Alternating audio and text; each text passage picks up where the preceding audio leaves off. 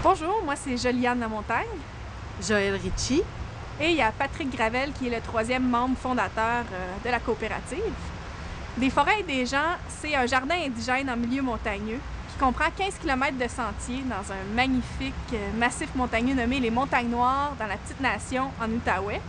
Ce qu'on veut cultiver dans notre jardin, c'est des plantes indigènes, donc originaires du Québec depuis des millénaires, puis particulièrement les plantes comestibles, médicinales et artisanales.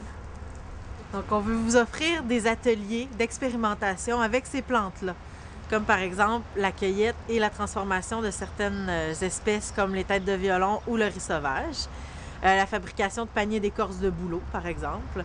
De ça, on va offrir de l'hébergement rustique en forêt, donc l'occasion de vivre un 24 heures en forêt pendant les 4 saisons de l'année, puis des activités scolaires pour les écoles du coin. Puis, à travers le modèle de coopérative de solidarité, on veut intégrer le plus de gens possible dans la gestion et dans les projets concrets de la coop, qui compte déjà 120 membres à son actif. La raison pour laquelle on a décidé de partir ce projet-là, c'est vraiment par amour. Par amour pour la nature, pour la forêt, mais aussi pour les gens, comme le dit les forêts et des gens. C'est pour unifier puis apprendre à vivre en forêt. Puis comme on est 3 interprètes de la nature, on s'est rencontrés, on a partagé nos idées et on a décidé de passer à l'action. Et à travers un volet de pépinière, on vous offre de repartir chez vous avec un petit plan de ce que vous aurez rencontré dans la forêt et de la cultiver dans votre cour, parce que notre mission, c'est d'apprendre à s'intégrer harmonieusement dans le milieu naturel. Bonjour, je me présente, je suis Marie-Claude Trempe, présidente du conseil d'administration de la coop de solidarité Fierté d'ici. Moi, Diane Grégoire, et je suis la coordonnatrice du projet. Notre mission chez Fierté d'ici, c'est tout simplement de promouvoir et de stimuler l'achat local dans notre belle région, la Mauricie, plus particulièrement dans la MRC de Masquinongé. Comment est-ce qu'on fait ça? C'est très simple. On a un site internet, fiertédici.com. Le site internet regroupe les produits de plusieurs producteurs agroalimentaires et artisans de notre région. Quand on parle de produits agroalimentaires, on parle de la viande, des produits transformés, des produits laitiers, des produits maraîchers, etc. Les gens vont sur le site internet, ils passent leur commande, puis ensuite ils viennent la chercher dans un de nos 4 points de chute. Oui, pourquoi cette belle aventure? Premièrement, c'est pour favoriser un développement local et régional qui va aussi développer un sentiment d'appartenance à notre milieu, à notre village, à notre ville, à notre MRC de Masquinongé. Deuxièmement, ça serait de faire le lien entre le producteur et vous, les consommateurs. Troisièmement, favoriser un développement local et durable. Et pour terminer, encourager la production qui favorise le respect de l'environnement.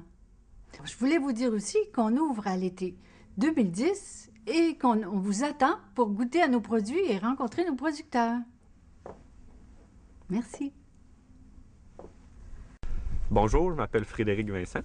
Et moi, c'est Marie-Ève Goyer. Nous sommes les promoteurs de l'entreprise Valorix. Valorix veut, dans une optique de développement durable, offrir aux producteurs agricoles un service de gestion des lisiers et aux entreprises agroalimentaires et aux municipalités un service de gestion des matières organiques. En bref, Valorix veut offrir un service de gestion des déchets organiques et les transformer en bioénergie.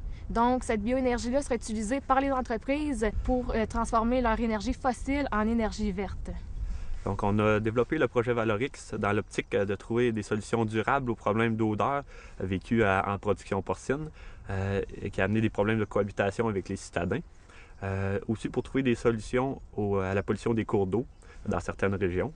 On veut aussi apporter une solution aux municipalités qui doivent répondre aux normes gouvernementales en frais de matières putrescibles qui doivent être détournées des lieux d'enfouissement. Donc, si vous êtes producteur agricole, vous avez du purin en trop, vous ne savez pas quoi en faire, vous êtes une entreprise agroalimentaire, une municipalité, et vous recherchez des solutions vertes pour la gestion de vos matières putrescibles, pensez à Valorix, on est la solution.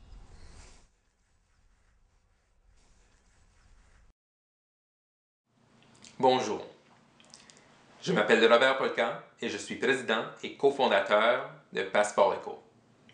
Passeport Éco, c'est une carte rabais qui offre aux consommateurs des économies dans un réseau d'entreprises écologiquement et socialement responsables. La carte Passeport Éco est déjà acceptée dans plus d'une 50aine de commerces dans la grande région de Montréal et nous sommes en pleine expansion. De nouveaux marchands s'ajoutent à chaque mois et notre réseau comptera, d'ici la fin de l'année, plus de 200 marchands à travers tout le Québec.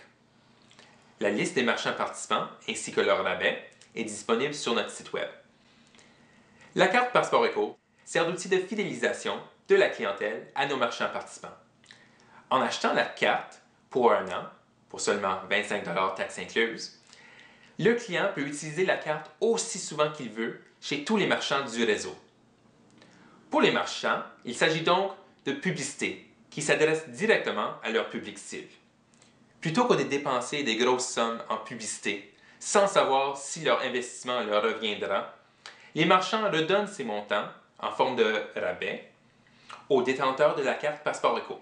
Il s'agit donc d'une forme de marketing plus organique qui vient réunir directement les consommateurs responsables avec les entreprises engagées. L'objectif principal de Passeport Éco, c'est d'encourager le virage de l'économie vers des alternatives plus écologiques et éthiques. Pourquoi on s'est lancé dans ce projet? Parce que simplement, on veut changer le monde.